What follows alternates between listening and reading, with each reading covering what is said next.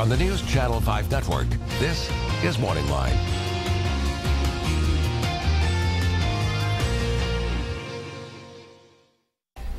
Good morning, everyone. Nick Barris here. This is MorningLine. Thanks for joining us on this Tuesday.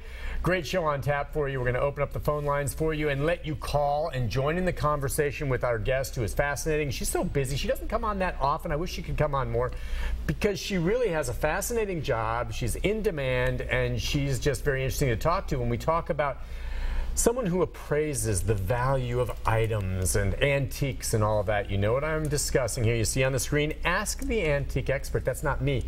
That is Connie Sue Davenport. Good morning to you. Good morning to you. I love your outfit today. When I walked in, it's like, wow. There's the, you said, again, it's for Easter. Yeah.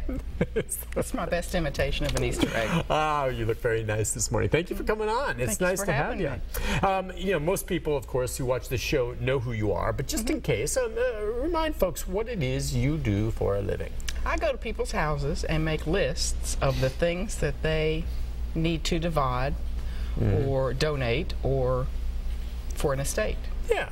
I make long lists, sometimes 40 to 150 pages long, list of everything in the house. Okay, so you're listing. You're not just listing it, though. You're also determining the value of the items. All right. So according to its purpose. According to its purpose. So it could be everything from furniture to artwork to instruments to the like. Now, when you come on programs like this, and this is for you, the viewer at home, and call your neighbors, call your friends, or think about what you'd like to discuss, you also sometimes can be approached by folks who will come to you and say, can you give me an idea of what the value of this item is? As opposed to going into an estate. I know that's the big stuff you do, but you sometimes will do things on an individual basis if someone comes to you? Well, in a way. I do columns. I write columns. Right. And so people can submit things for those columns.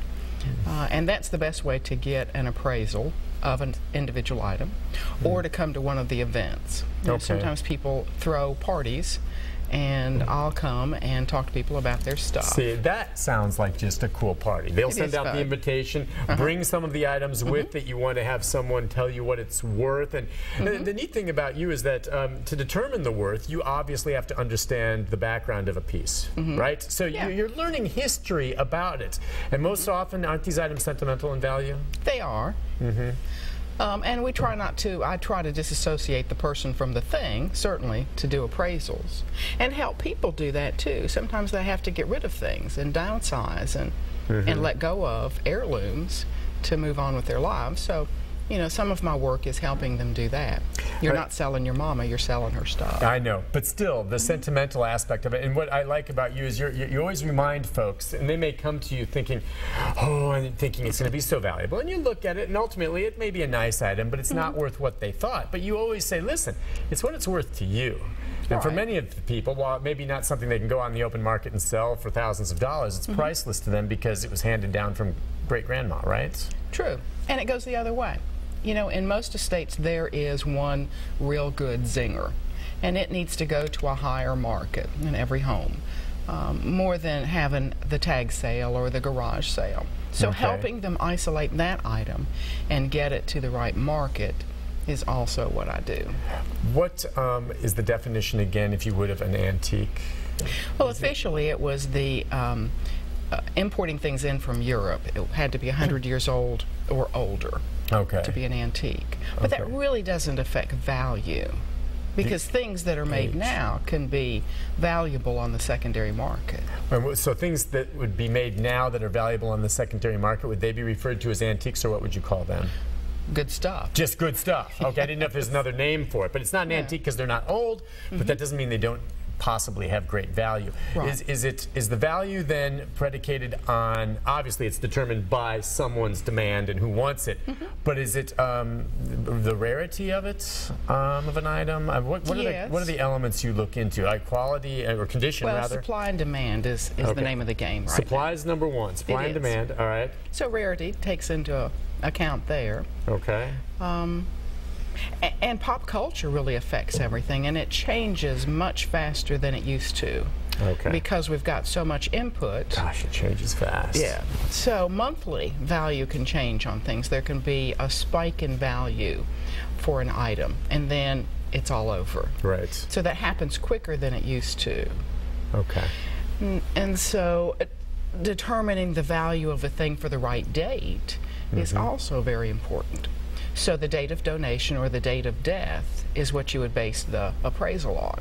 If things bottomed out a week after that, that's not relevant information.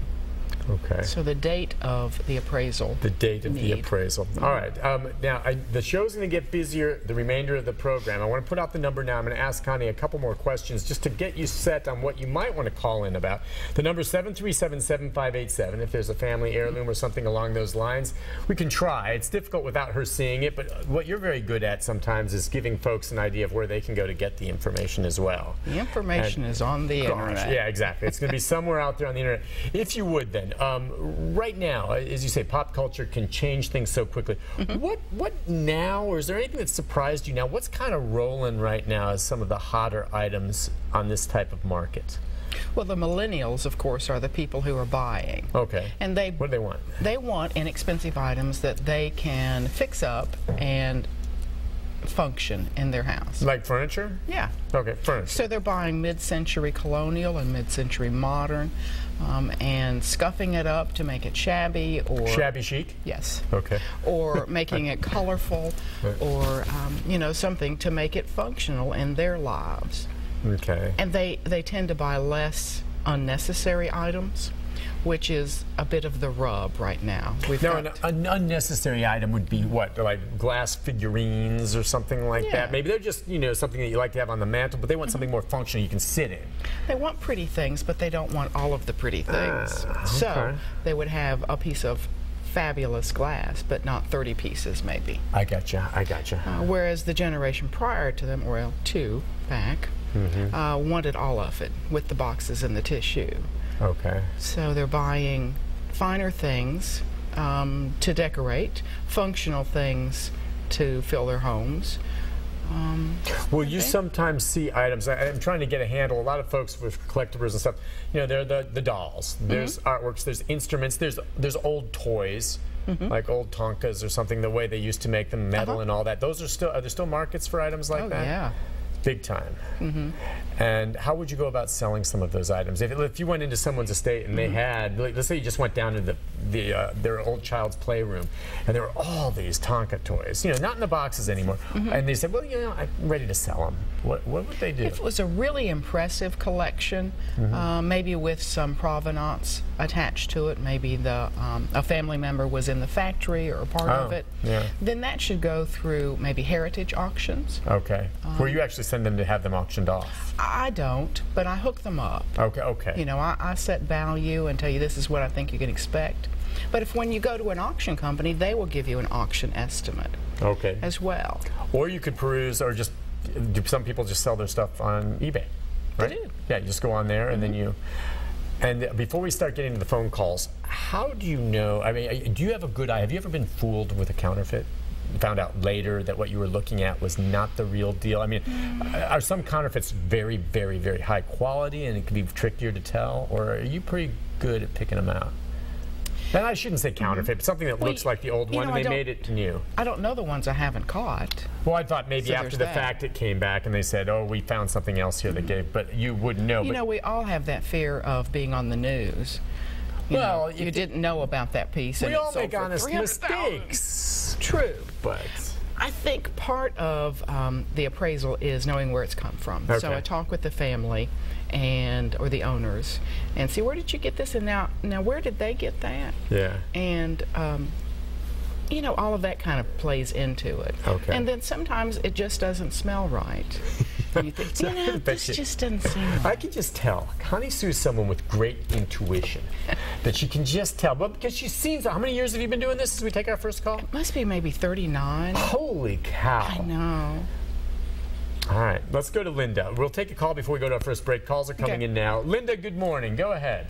Hi. I've got some McCoy pottery.